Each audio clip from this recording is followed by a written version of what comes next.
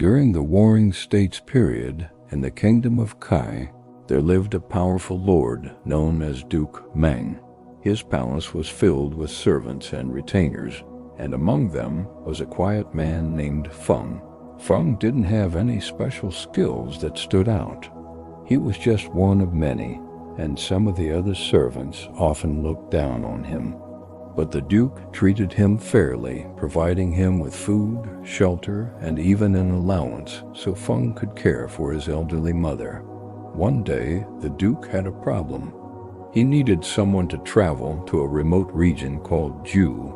Years before, the people of Ju had borrowed a great deal of money from him, but the debts were long overdue. The Duke needed a trustworthy person to go there, calculate what was owed, and collect it. To everyone's surprise, the quiet retainer, Feng, stepped forward and volunteered for the mission.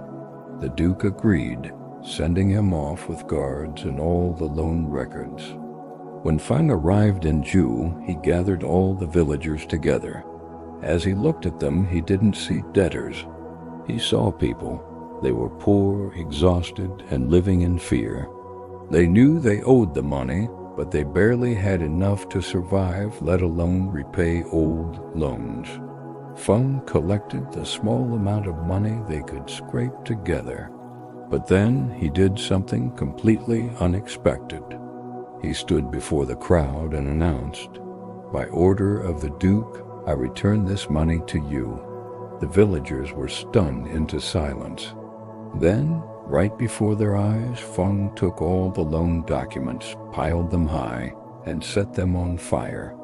As the flames rose, so did the spirits of the people. Their debts were literally turning to ash. The villagers erupted in cheers, shouting, "Long live the Duke! Long live the Duke!" When Feng returned to the palace, Duke Meng was eager to see him. "Did you collect the debts?" he asked. "I did," Feng replied. "Excellent," the Duke said. "And what did you purchase for me with all that money?"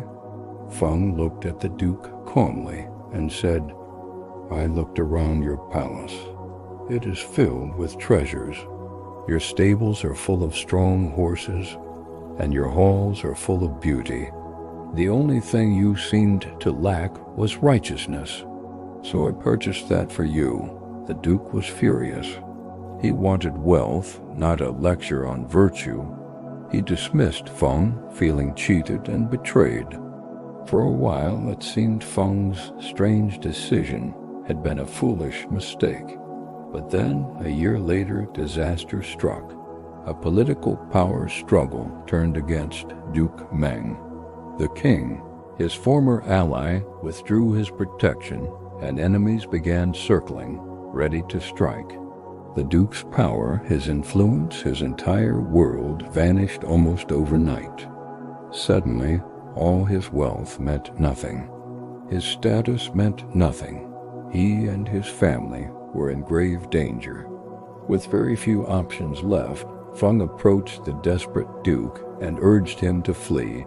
He led the Duke and his household toward the one place he knew they might be safe, the remote region of Ju. As they approached the village, an incredible sight met their eyes.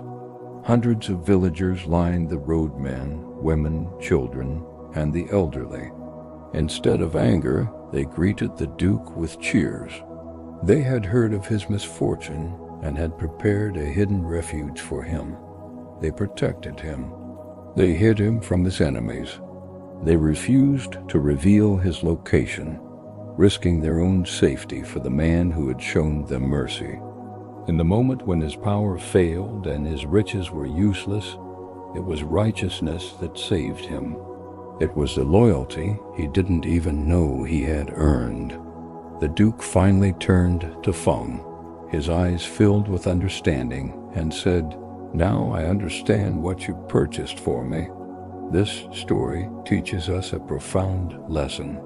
Kindness always finds its way back to you. When power collapses, righteousness stands firm. True wealth isn't found in gold, horses, or palaces. True wealth is loyalty, and loyalty is earned through compassion. It's an investment that pays dividends when you need it most, returning to protect you when everything else is gone. Thanks for watching. If you enjoyed this story and want to hear more like it, don't forget to like and subscribe to the channel.